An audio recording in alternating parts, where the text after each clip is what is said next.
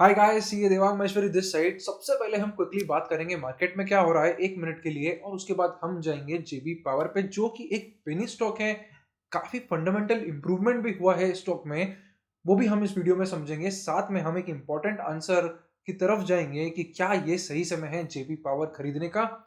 तो देखते रहेंगे पूरा वीडियो। चलिए शुरू करते हैं। सबसे पहले मार्केट के बारे में समझना।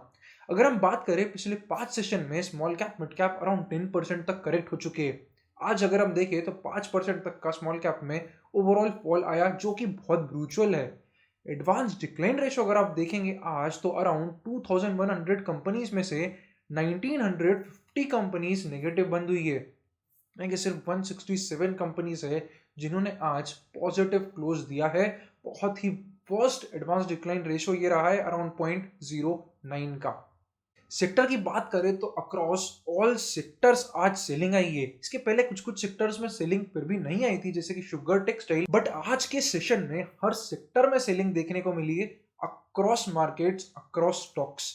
ऐसे समय में हमें क्या करना चाहिए? आपको आपके स्टॉप लॉस, अगर मिड टर्म के लिए है तो मिड टर्म स्टॉप लॉस, और अगर आप बहुत ही शॉर्ट टर्म ट्रेडर है तो वहां पे भी आपको अपने स्टॉप लॉस का यूज करना चाहिए और वीकनेस से बाहर होते जाना चाहिए। यही एक तरीका होता है जहां आप अपने कैपिटल को मार्केट से बाहर निकालते हैं वीक स्टॉक से, और जो अच्छे स्टॉक्स चलने वापस जब चालू करेंगे मे बी रिवर्सल्स के टाइम पे, तो आप वहां पे अपना इन्वेस्टमेंट डालते जाइए। इस तरीके से आपका मनी वीकनेस से ऑटोमेटिक स्ट्रेंथ की तरफ रोटेट होता जाएगा। मार्केट का ये जो मेजर रीजन है ये रहा है इंटरेस्ट रेट्स हाइक का। 26-27 जनवरी को एफओएमसी यानी कि जो फेडरल इंटरेस्ट रेट्स हाइक करने का बोल रहा है, उसका फाइनल डिसीजन आएगा। ऐसा एक्सपेक्टेड है कि 3 हाइक इस साल में होगी, और चौथे का भी स्पेकुलेशन हो रहा है। इस इंटरेस्ट रेट से काफी नेगेटिव इंपैक्ट भी पड़ जाता है, क्योंकि सारे असेट क्लास अक्रॉस, आप रियल स्टेट ले लीजिए, आप बॉन्ड्स ले लीजिए, आप इक्विटीज ले लीजिए, आप क्रिप्टो करेंसी ले लीजिए, आप हर एक असेट क्लास का जो वैल्यूएशन पे इम्पैक्ट होता है उसका एक मेजर चीज होती है इंटरेस्ट रेट्स। तो अगर ये हाइक होगा तो सारे वैल्यूएशन अक्रॉस द बोर्ड पे इम्पैक्ट पड़ता है, और शायद हमें अभी वही दिख रहा है एक्सपेक्टेशन में कि जो होने वाला है उसके पहले ही आज हमें मार्केट में वो करेक्शन दिख रहा है। तो ये है फटाफट से मार्केट का अपडेट। अब हम बात करते हैं आज के स्टॉक की, जेपी पावर की। सबसे पहले हम क्विकली फंडामेंटली समझते हैं, फिर हम चार्ट्स पे जाएंगे और डिटेल ट्रेंड एनालिसिस करेंगे। जेपी पावर की हम अगर बात करें तो ये कंपनी पावर सेक्टर की है। Thermal power major area of revenue है। बात करें अगर हम यहाँ पे, तो कंपनी जब से लिस्ट हुई थी सिर्फ और सिर्फ नुकसान ही करा है, और करते करते ये स्टॉक पेनी स्टॉक इसको आप आराम से बोल सकते हैं। बट यहाँ पे पिछले 2 से 3 सालों में काफी सारा डेट रिस्ट्रक्चरिंग हो रहा है। डेट इक्विटी रेशो जो पहले 3 का था अब वो लेस देन 1 हो चुका है, क्योंकि काफी सारी जो बोरोइंग थी कंपनी की उसके अगेंस्ट कंपनी ने इक्विटी रेस कर दिया है। काफी सारी सब्सिडरीज थी, उन सब्सिडरीज का स्टेक भी सेल कर दिया है, और वो स्टेक सेल करके अपना जो बोरोइंग था वो कम कर दिया है। तो ये कंपनी में पॉजिटिव फंडामेंटल डेवलपमेंट्स हो रहे हैं कि जो कंपनी ऐसी स्टेज पे थी जो पूरी खत्म होने की थी, वो स्टेट रिस्ट्रक्चरिंग से धीरे धीरे इस प्रोसेस से बाहर आ रही है। बट स्टिल ये जो सेक्टर है थर्मल पावर, ये हमेशा से ही बेकार सेक्टर रहा है। डेट रिस्ट्रक्चरिंग के कारण फंडामेंटल इंप्रूव जरूर हो रहे हैं, तो वो एक पॉजिटिव थिंग भी है इस कंपनी के बारे में। अब हम जाते हैं और समझते हैं detailed trend analysis JP power का। क्या है उसके की सपोर्ट लेवल, रेजिस्टेंस लेवल, और हम शुरुआत से देखते हैं कि हो क्या रहा है स्टॉक में। चलिए शुरू करते हैं जेपी पावर के चार्ट्स को डिकोड करना। अभी ये जो आपकी स्क्रीन पर है ये है जयप्रकाश पावर का मंथली चार्ट। हम यहाँ पे मंथली चार्ट से स्टार्ट करेंगे, देखते हैं क्या हो रहा है स्टॉक में पिछले काफी सालों से। देखिए, हम तो कंपनी 2010 में लिस्ट हुई थी अराउंड 78 रुपीज 80 रुपीज के आसपास से, और एक था वो दिन और एक था कोरोना वायरस का क्रैश, जहां पे ये स्टॉक ने पिछले 10 साल में एक ही चीज करी है, वो है स्टॉक नीचे ही गिरा है। अब देखिए यहाँ पे एक इंपॉर्टेंट लर्निंग क्या आती है, which is never try to find the bottom. बहुत बार ऐसा होता है कि हम फॉलिंग नाइफ्स को पकड़ने चले जाते हैं। हम जो स्टॉक्स जो डाउन ट्रेंड में होते हैं, हम कोशिश करते हैं कि हम कैसे उसका बॉटम सबसे लोएस्ट प्राइस को पकड़े और मैक्सिमम प्रॉफिट की तरफ बढ़ जाए। बट यहाँ पर गलती ये हो जाती है कि हमें ये नहीं मालूम कि एक्चुअल लो कौन सा लो है। हमें लगता है कि शायद ये जो प्राइस है यहाँ पे हमको दिख रहा है ये एक लो प्राइस है, इससे नीचे स्टॉक तो क्या ही जाएगा, 30 रुपीज का हो गया है 80 रुपीज से।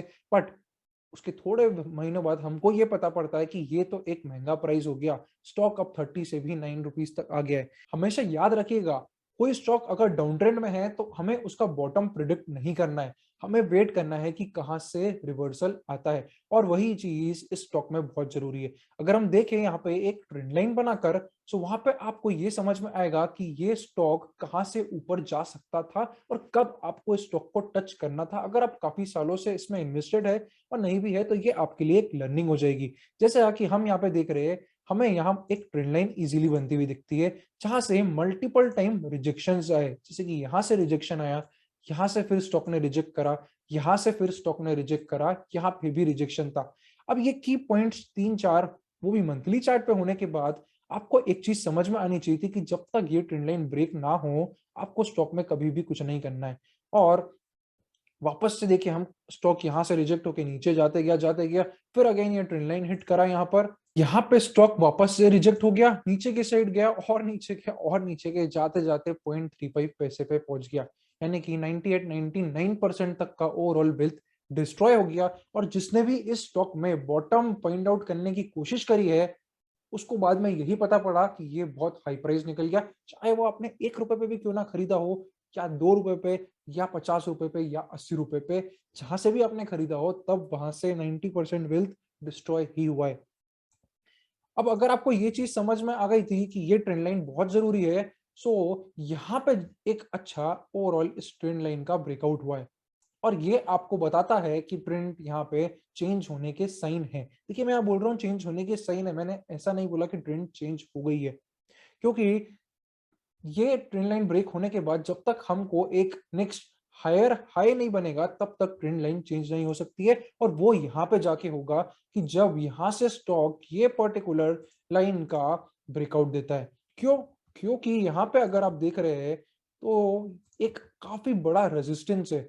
जैसे कि यहाँ से स्टॉक ने रिजेक्शन लिया था, यहाँ से अगेन स्टॉक ने ब्रेकडाउन करा था, यहाँ से अगर हम देखें तो स्टॉक ने फिर रिजेक्शन करा था। सो ये एक पर्टिकुलर ऐसा जोन है जहां पे सप्लाई आता है। सप्लाई आता है इसका मतलब कि यहाँ पे लोग, पुराने लोग जो यहाँ फंसे थे स्टॉक में, वो बैठे हैं कि हमको तो ये प्राइस आप वापस ला दीजिए, हम तब के तब बेच के बाहर निकल जाएंगे ब्रेक इवन पे, हमको स्टॉक नहीं होल्ड करना। और ऐसा होता ही होता है।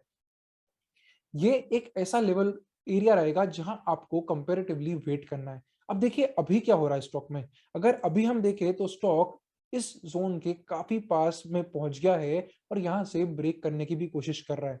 अगर हम देखें इस ट्रेंड लाइन ब्रेक से, इस ट्रेंड लाइन ब्रेक से ओवरऑल यहाँ पे स्टॉक ऑलमोस्ट डबल हो गया है पिछले 5-6 महीनों में। अब हम जाते हैं इसके वीकली चार्ट पे, देखते हैं क्या हो रहा है स्टॉक में। अगर हम देखें इस पर्टिकुलर जोन को, तो हमको यहाँ पे दिखा कि कितना फटाफट रिजेक्शन आया, स्टॉक इस लाइन के पास गया और तब के तभी रिजेक्शन कंटिन्यूस चालू हो गया। अगर हम इस बार देखें तो स्टॉक वापस से इस लाइन को ब्रेकआउट करने की कोशिश कर रहा था बट यहाँ कंफर्मेशन नहीं आया। अगर आप ये पर्टिकुलर कैंडल देख रहे हैं तो आपको यहाँ दिखेगा कि इसमें बहुत हाई विक है, यानी कि ऊपर की साइड से यहाँ पे सेलिंग प्रेशर आया अगेन इन सेम लेवल्स के पास में, तो यहाँ पे कंफर्मेशन नहीं आया इस ट्रेंड लाइन के ब्रेकआउट का। इसलिए इस सवाल का जवाब कि क्या अभी जेपी पावर खरीदना चाहिए वो है नहीं। आपको यहाँ पे वेट करना चाहिए इस पर्टिकुलर ओवरऑल रेजिस्टेंस जोन के ब्रेकआउट का, उसके बाद ही ये स्टॉक एक अच्छा मोमेंटम पकड़ेगा। जैसा कि मैंने आपको बताया कि फंडामेंटली स्टॉक्स में इंप्रूवमेंट जरूर आया है, इसके डेट इक्विटी रेशियो कम हुआ है, कंपनी वापस से एक ब्रेक इवन की तरफ बढ़ रही है, ओवरऑल सेल से वो भी पिकअप करा है। और बट एक ही चीज है कि ये जो सेक्टर है ये बहुत अच्छा सेक्टर नहीं है। आर पावर भी जैसे देखे हम तो उसमें भी काफी अच्छा मोमेंटम दिखा but these sectors are not good. Thermal power sectors, अभी जो सेक्टर्स बहुत चल रहे हैं उसमें से रिन्यूएबल एनर्जी, अगर सोलर साइड होती तो हो सकता है यहाँ पे हमको एक अच्छा एक्सपेक्टेशन होता, बट यहाँ पे सोलर नहीं है, यहाँ पे हाइड्रो पावर है और साथ में थर्मल पावर है जो कि बहुत ओल्डेज है, जहाँ पे प्रॉब्लम्स आ रही है। तो सेक्टर पॉजिटिव नहीं है बट हाँ कंपनी में पॉजिटिव डेवलपमेंट जरूर हो रहा है जिसके कारण हो सकता है यहाँ पे फ्यूचर में रन भी देखने को मिले। बट ये एक ऐसा की लेवल है जहां पे आपको वॉच आउट करना है। एक वीकली ब्रेक के लिए आपको वेट करना चाहिए 10 रुपीज के ऊपर। अगर आपको एनालिसिस अच्छा लग रहा है तो आप हमारे टेलीग्राम चैनल को जरूर ज्वाइन करिएगा। चैनल का नाम है Equialpha underscore stocks. Around 3950 members already benefit उठा रहे हैं। चलिए, अगर ऐसा होता है कि ये 10 रुपीज़ का ब्रेकआउट हो जाएगा, तो आगे स्टॉक कितना जा सकता है। देखिए इसके बाद जो नेक्स्ट बड़ा रेजिस्टेंस आता है वो यहाँ पर, क्योंकि यहाँ पे स्टॉक ने यहाँ से भी रिजेक्ट करा था। This is around 25 level, okay, around 25 price rupees के आसपास यहाँ पे एक अच्छा रेजिस्टेंस का पॉसिबिलिटी है। One time there was rejection from here, then there was a breakdown from here, then again there was a rejection from here, so now this will act as a resistance, okay. so अगर stock 10 rupees के ऊपर weekly पे हमको close देता है तो हम expect कर सकते हैं कि ये 9 रुपए का स्टॉक जो है वो 25 रुपीज तक जा सकता है, यानी कि इसमें 120% तक का पोटेंशियल है। ऑफ कोर्स ये आने में टाइम लगेगा, ऐसा नहीं कि ये 2 हफ्ते 3 हफ्ते में ही आ जाएगा, 1 डेढ़ साल भी लग सकता है, बट इस प्राइस लेवल के बाद में हम चलते हैं डेली चार्ट पे और देखते हैं क्या इमीडिएटली इसमें हो रहा है। देखिए हम तो इसमें एक अच्छा ब्रेकआउट जो है वो इस पर्टिकुलर एरिया से आया था। अगर हम डेली पे जाए उसके बाद स्टॉक ने एक बहुत अच्छा रन भी दिया, अराउंड 70% का single side run within a month. So इतना अच्छा रन देने के बाद मैं आपको पुराने वीडियोस भी अगर आप देख रहे हैं तो अभी तक आपको समझ में आ गया होगा कि हमें किस चीज का वेट करना है। हमें यहाँ पे डाइजेशन का वेट करना है कि यहाँ पे स्टॉक थोड़े टाइम इन पुराने रन को डाइजेस्ट करे, एक नया बेस बनाए, थोड़ा पेशेंस रखे, और हमें यहाँ पे एक ऐसा बॉटम देखने की जरूरत है और फिर एक ब्रेकआउट हो। इस तरीके से आपको चार्ट्स को एनालाइज करना है। तो ये है जेपी पावर के बारे में कि इसमें आगे क्या हो सकता है और करेंटली क्या है। अगर आप ये स्टॉक होल्ड कर रहे हैं सो आप इसको एक स्टॉप लॉस लेकर होल्ड कर सकते हैं, और अगर आपने यहाँ प्रॉफिट बुक कर दिया था 10 रुपीज के आसपास तो काफी अच्छा एनालिसिस आपने उस चीज का करा। तो ये है कंप्लीट ट्रेंड एनालिसिस। हमने समझा कि क्यों हमें डाउन ट्रेंड में स्टॉक प्रिडिक्ट नहीं करना चाहिए और किस तरीके से हमको ट्रेंड चेंज होने पर अपना ओवरऑल स्टैंस चेंज करना चाहिए, और आपको इस फाइनल ब्रेकआउट के वेट के ऊपर ही बहुत अच्छा मोमेंटम मिलेगा।